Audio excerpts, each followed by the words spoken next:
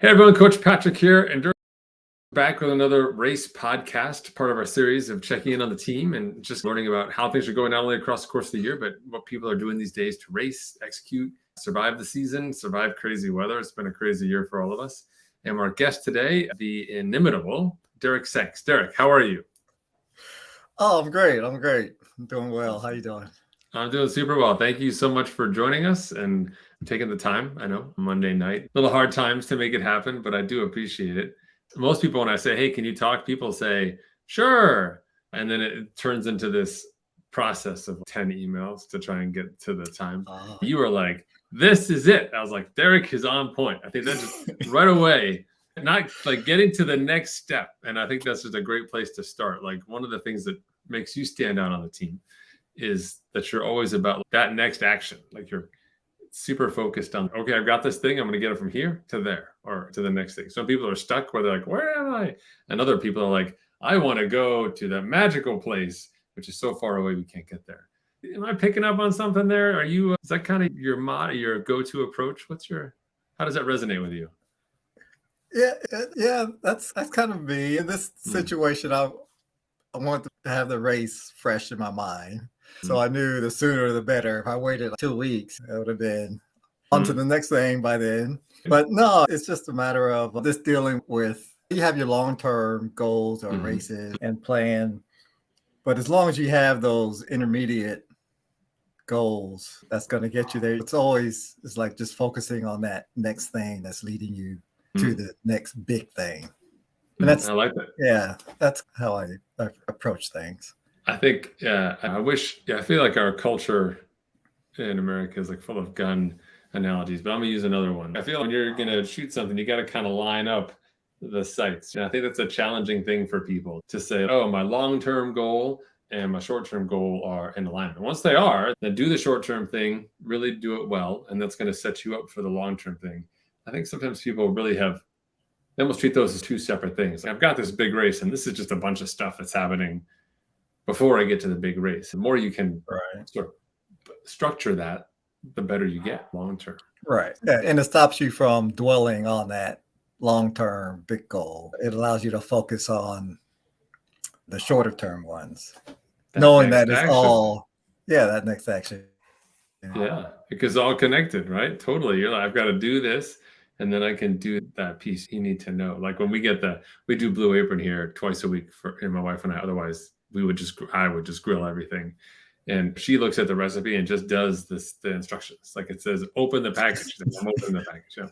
I look at the end and it says, this thing's going in the oven at this temperature and this thing. So I start doing I mix and match. We can never agree on the way to go. I think we could both agree, however, how to put a season together. You've been doing great, like coming together, championship races, high podium performances, but it wasn't easy this whole time. No. I'm going to take us back to this earlier this season. You like the run setback, your hamstring. You've been fighting that for a little bit, which is tough as a runner. Tell us a little bit about don't go too crazy, but what was when did it first start to if you were to tell a story that would give people like maybe I've got to think something I should be paying attention to? What would that story be? Where would we be exactly?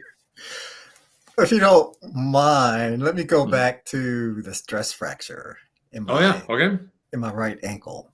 So last August is when it actually accumulated in so much pain where I couldn't walk. I've been having this mild pain in my ankle for probably a couple months.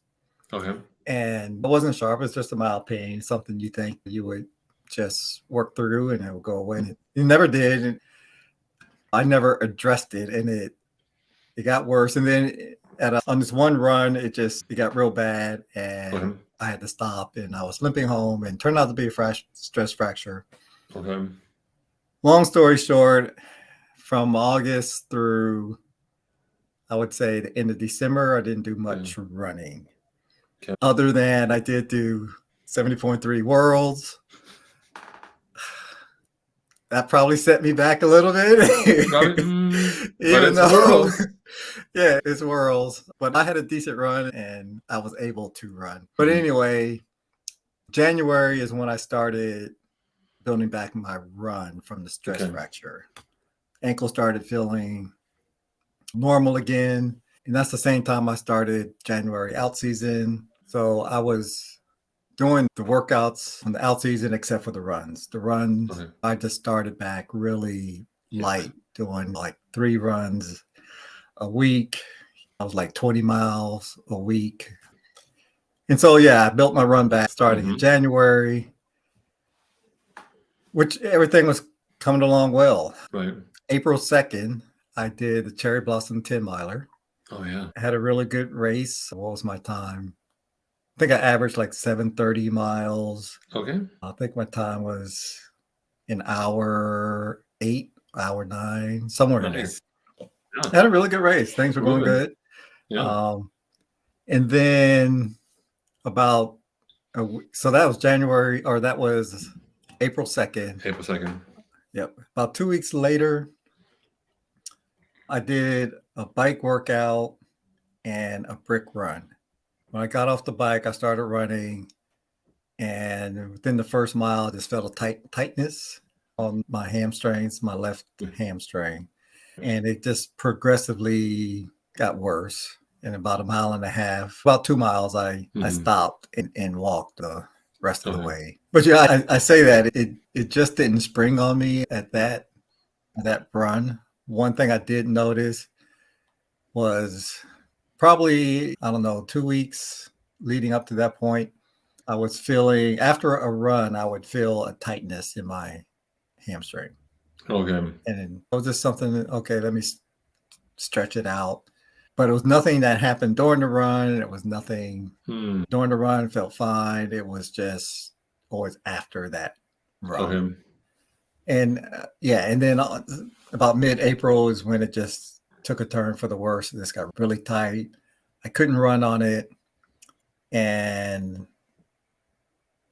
yeah, there was, so I pretty much stopped running from mid-April, didn't run the rest of April.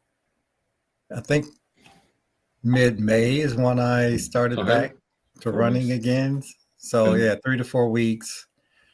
But during that period though, I could swim, I could bike, no issues, no pain to the hamstring.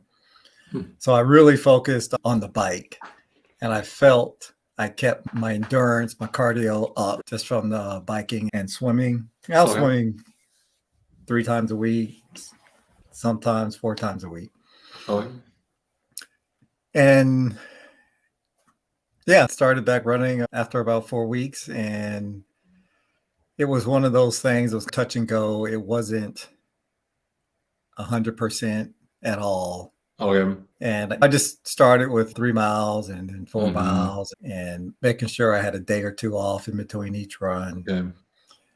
And I actually came real close to canceling the race, did not start.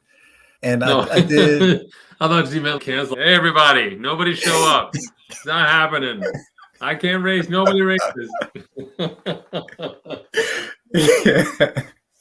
I can see the button. You're like, cancel or just DNS? Cancel or DNS. Yes, DNS. And I did a couple test runs. The first one was a 6 mile. First one was an 8 mile run, and that went well until the last mile. I felt the tightness come back, and all this is at a reduced pace. It's at a slower pace. I felt if I ran faster, the tightness would come back. And then the following week, and so now the following week is 2 weeks out from the race. I did a 10 mile run, and that went well. No hamstring issues. So I said, okay, I'll go ahead and do the race. And my plan going in was the run was just a big question mark on how I would do. I had no idea. I was just gonna take what the day gave me. And yeah, it turns out when I got to the run,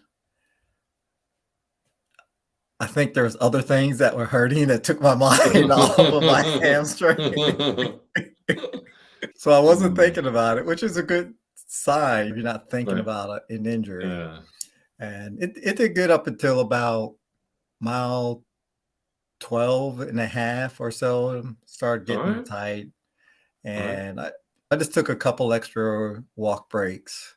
Okay. I was walking through most of the aid stations. And so, yeah, at mile 12, mile 12 and 13, I took a couple extra 30 to 60-second walk breaks. And yeah, it all turned out. It all turned out well. Yeah. I got just a couple questions for the peanut gallery. So, like with the hamstring stuff, did you increase cycling time or did you just stick with the plan? Did you fill some gaps with what the non-running time was, or did you just do the sort of like a bike and some program as though the runs just weren't there? Yeah, my intention was to increase the bike, Okay. but it didn't really. That never really happened. Okay. Just time constraints with Yeah. work and everything. So Right. I did the workouts, and Right. I was swimming especially the last 2 or 3 weeks. I think I pushed it up to 4 times a week Okay. as far as the swimming was going. All right. But the bikes, I felt real good on the bike workouts. I felt fitness was improving. So I never really was concerned with the run as far as I figured if my hamstring held out, I knew I'd be able to finish it. It was just at what pace would I be able to go? Got it. That was the question mark. I wanted just to that point, like I think a lot of people presume that we take away the run, then there's this hole in your program. You got to fill it in. And to your point, I feel as though sticking with the program as written, doing the work that's there, better bike workouts, for example, but still allowing some time for recovery because we're still trying to get that hamstring to heal. There's a point in there by when you add more stuff in to make up for the stuff you don't have, you're just creating another issue in some way or delaying that recovery. Yeah. Okay. Let's go to that sort of DNS conversation real fast. If you could zoom in there. Was that just after one of those test runs where you were like, I'm not sure it's going to hold out? Or was it another moment where you just were frustrated? Or what was going through your mind? Yeah, it's one of those things where I did not want to race where I couldn't put out my best effort. Yeah. Because to me, that's real frustrating. Going into a race knowing you're going to have to walk the run. I don't think I would have done that. That's because during the whole run, you're just mad. You're just frustrated. Totally. Because everyone's like, you can do it, pick it up. And you're like, I cannot run. And so back when I had the stress fracture and 70.3 Worlds, it was the same situation, but even worse because I hadn't run for even longer. Yeah.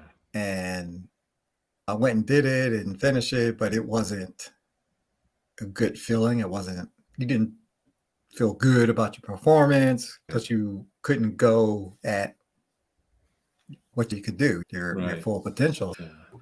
After that race, I'm like, yeah, I don't think I'm going to do a race if I can't perform at what I know I can do. And that's what had me thinking about DNSing is just don't do this race. There's other races you can push to and be in a better spot with the run. And like I contacted Ironman. Of course, they said, "Oh, you missed it by 3 days. We could have deferred you," or whatever it was. Yeah, but if they would have allowed me to transfer or defer, I probably would have done that. Okay. But yeah, then after those 2 runs, I was feeling pretty confident.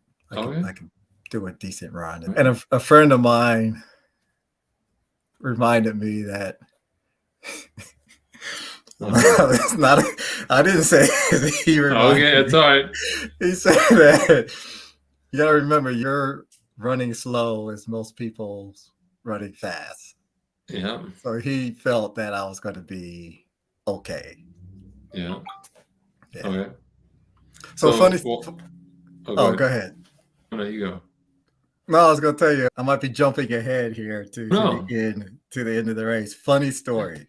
Yeah. So I finished the race, right? My wife is there, and you go through all the stuff you do at the end of the race, get the food, hang out a little bit. And I didn't have my cell phone, Okay. and it was back in transition area with my stuff. Sure. And my wife didn't tell me like what place I got. I guess she Okay. was, and so I didn't know I had come in fifth place. Okay. Ate the food, hung out a little bit. We got in the Mhm. car and was Mhm. heading to the hotel.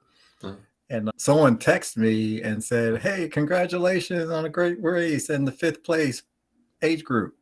I was like, "What? Fifth place?" And at that point, I got my phone out of my bag and looked up the results. And I was like, Right. "Oh my gosh." And at this point, it was like 3:30, Okay. and the award ceremony started at 4. I was like, "Okay, we got to go back." Turn this thing around. Yeah, I had no idea Wow. how I was doing in the race and how I Mhm. placed at the end. It was just my expectation was just to finish the run. Right. So I assumed that I would be, I would have been happy with a top 10. Yeah. So we get back there, Okay. we get back, and there's a thunderstorm approaching.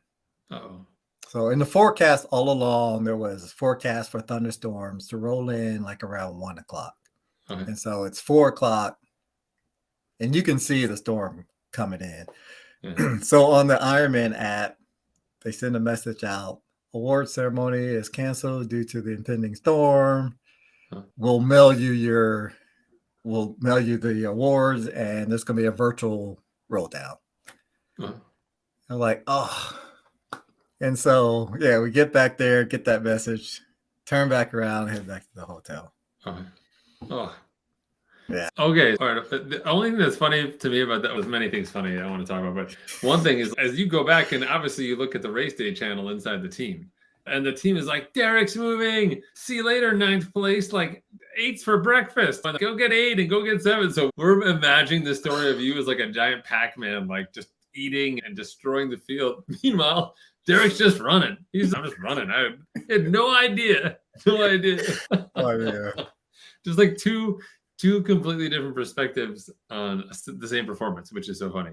Yeah. Okay, now I have to know, your wife is just an amazing human being, and she puts up with you, so she has to already be an angel. But did you say, hey baby, like when I'm on the podium, maybe just like top 5, you could be like, show me a number? Or I know. And she kind of, I guess I leveled expectations with her too, due to my run. A couple years ago, when I did 70.3 North Carolina, as soon as I crossed the finish line and saw her, she said, "You got 4th place." So I was thinking if I had right. placed, she Hey. would have told me. Okay. Oh man. Yeah. So that was funny. I was like, what? Podium? Yeah. That's so funny. That's so crazy. So, well, at least you weren't. Some people get a little grumpy about their race. They're like, it wasn't a great race. And they're reading all the wrong signals and they're grumpy on the way home. And then they get a phone call or they find out that they did better.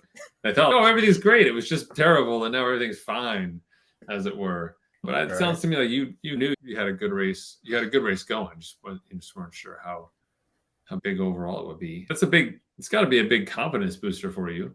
You're saying, oh, hey, 80% Derrek, not so bad. Yeah, it is. And I felt real good about the bike too. Felt good about my swim fitness going into the race. Racing at altitude, I found out, really affects your swim. Yeah. Yeah, really affects your swim. Yeah. The RPE is just through the roof. Everything feels like you're sprinting. You're like, could I breathe more often, please? Yeah. I really just had to crank it down. Okay. Yeah. I followed my plan. I started nice and slow and built into it. After the first couple hundred yards, I picked it up. And then before I knew it, I was like, I couldn't catch my breath. I'm like, oh my gosh, what's going on? And I just had to crank it down. And I did that. And I said, okay, let me get back up to race pace and try that again. And the breathing just went crazy.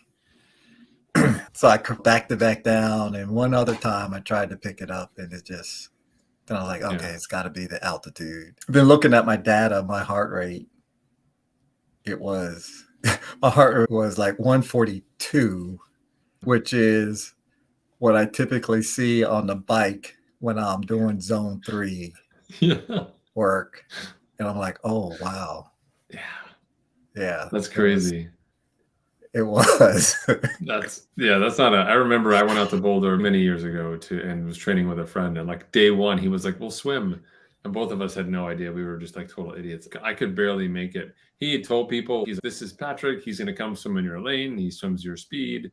He'd done all this great organizing, which is fantastic. And then I got there, I could barely make it to the other end of the pool. I was like gasping for air. I'm like, "What's happening?" And then the person next to me was like, "It's altitude, you idiot." And I was like, "Oh my God, like how do we Yeah. how do we forget about that part?" I was so excited about swimming, but I felt like my eyes were just like bulging out of my head. It was just the most surreal experience. I do so a couple of key things just to draw this analogy. One, I see like the patience you had with yourself on the run and the run training during this time as you're letting your body heal. It's just so important.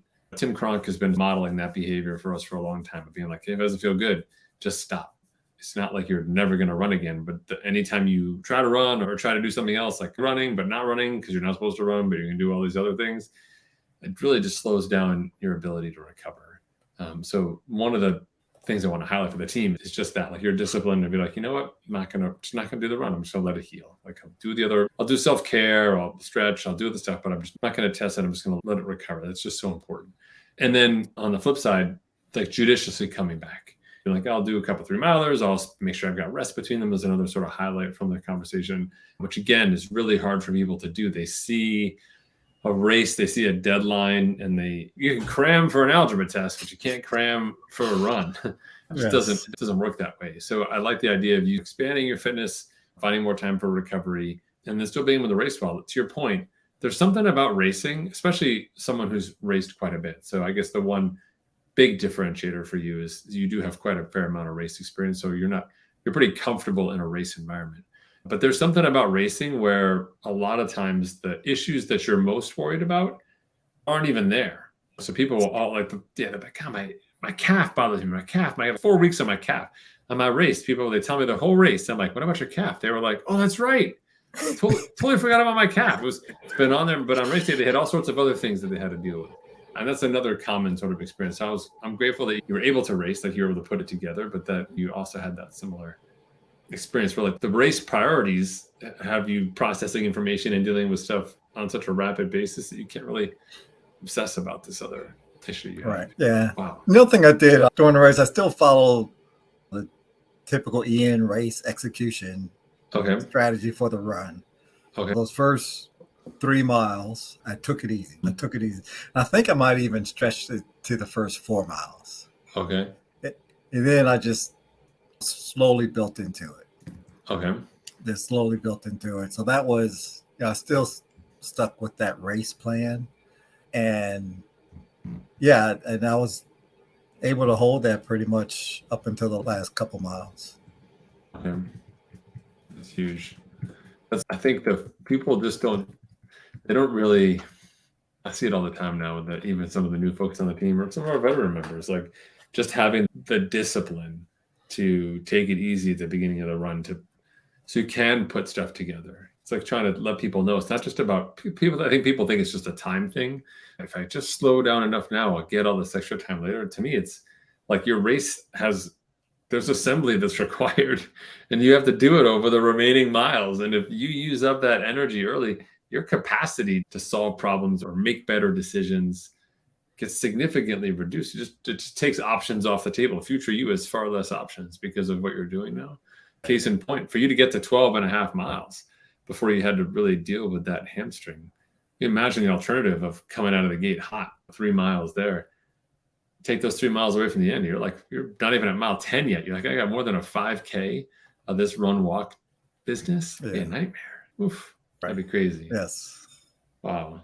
Kudos. I love hearing the race story and everything like that. So let's just zoom out for a second. Now this is just a stepping stone for you, but what's on the remainder of the calendar for you for the season?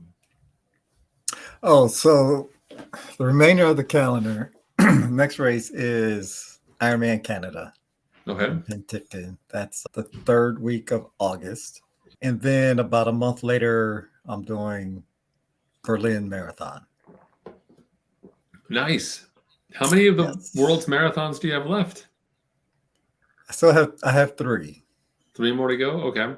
3 more to go. Yes. All right. Berlin's been deferred the last 2 years. Okay. So hopefully I'll be able to do it. And Okay. the hamstring isn't 100% yet. Still not 100%, but like we were talking, it's just running smart, training smart on it. Yeah.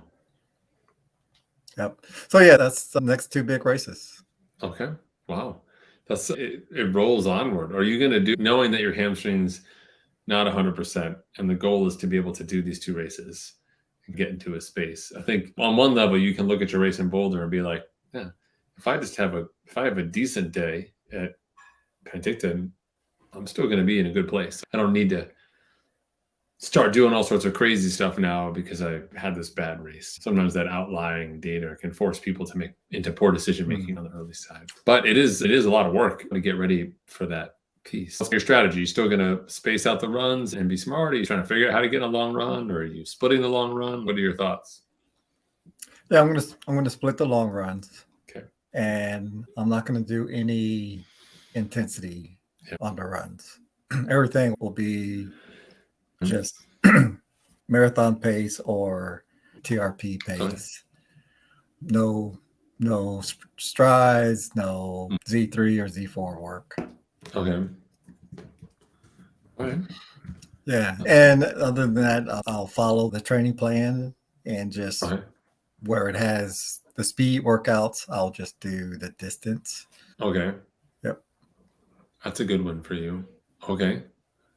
All right. So have you taken a look at the run course? Like, I know it's a different run course this year.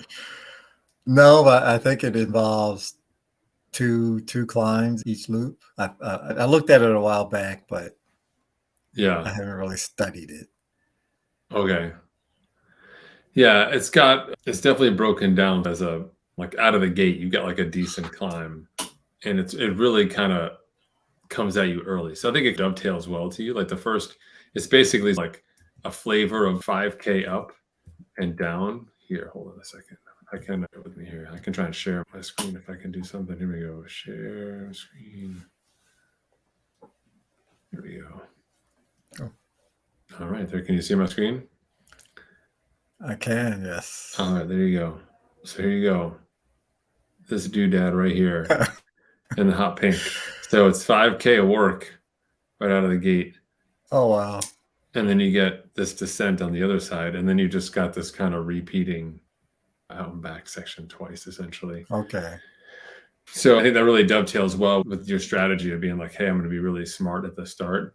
I think you can head into that race knowing that, a lot of people are going to push that, healthy or otherwise, and try and put time in the field or do whatever. And I think you actually, if you had to face this again later, that'd be another thing. Kind of like if this is like Ironman Lake Placid, this kind of came at you again on the second loop, that'd be pretty brutal. But in this case, you know that you don't have to see this again. So I think taking those first 5Ks, I think that does well for you and your typical piece in terms of like how you can pace it and get after it. Yeah.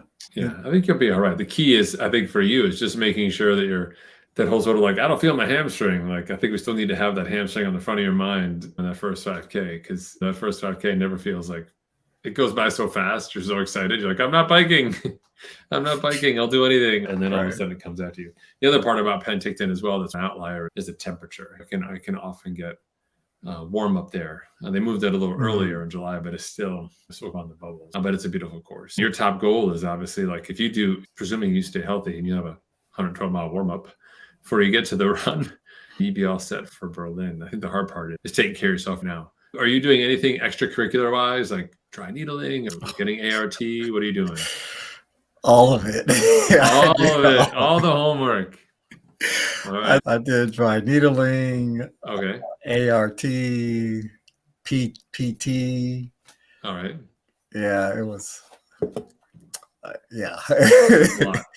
was to the point where I like, okay, let me just relax the muscle. Yeah. no more poking in prodding. Don't poke the bear. I hear you. Yeah. I hear you. It's hard too. I think some people look at that and say, oh, I did one session of adrenaline, cost me X. I got to do 8 more sessions. It's going to cost me 8X. It's blah, blah. But for me, I think a lot of that stuff is also like a discovery process too. Like each practitioner I meet with, like I learn something else, like a different perspective on what's happening, and they give me a different tactic. And so it's easy to get frustrated with that, but I feel like if it advances my knowledge and gives me opportunities to figure out like, oh, how do I manage this? How do I take care of it? Where am I? To me, that's super helpful. Yeah. I do encourage people to do that. I'm amazed at the number of people when they tell me my ankle's hurting. I'm like, have you seen your doctor? They were like, no. I'm like, but it's going to take you like 4 weeks to get an MRI. Like, when did the pain start? They're like 4 weeks ago. I'm like, you could have had an MRI today. Come on. Like, you've just got to, I think those early warning signs, they may just be like for you, my hamstring's texting me, like maybe stretch later. And you're like, it wasn't a 911 call. I don't need to do anything. But I do believe we have to get better. The higher aspirations, like we have to get better at reading those tea leaves to stay healthy, stay on top of it. I'm super pumped for you. 5th on the podium. The team is obviously super excited. They're going to be like more than a few chuckles, I think, when they hear this interview and find out you were like just running along. Didn't even know you were there. I did. It was great reading all of that after the race. After I got back to the hotel, it was great reading all that. Oh, that's so funny. All the team. I think it's mojo.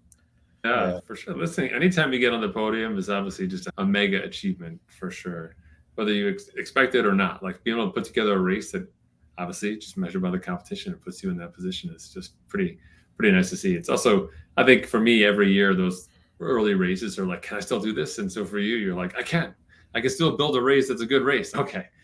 I'll go back to just focusing on the training. I don't have to worry about, can I still do the Rubik's Cube super fast? So I'm excited to see the progress. All right, keep us posted. I'm going to head over to office hours, but don't feel obligated at all. Like I just talked your ear off. So you do you. Yeah, I'll jump over. Okay. All right. That'd be great. Yeah. I'll see you over there then. All right. Okay. Thanks a lot. Thanks, Derek. So good. All right. I'll see you. We'll see you. Bye-bye. Bye-bye.